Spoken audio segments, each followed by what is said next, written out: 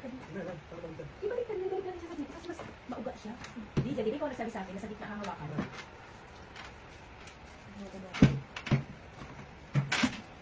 Uy, bukas siya. Kung sino ako kasi kanina naman siya.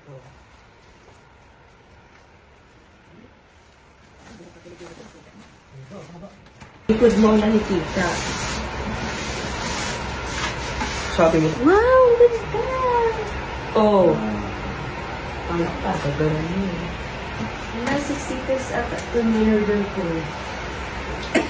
Bay na kayo sa sa TikTok. Comment down below na lang sa Yellow Basket. Napakaganda ng mantil. Kung ako sa inyo mga lodi, bilhin nyo na ito. Napakaganda. Ganda. Smooth to. Tignan nyo.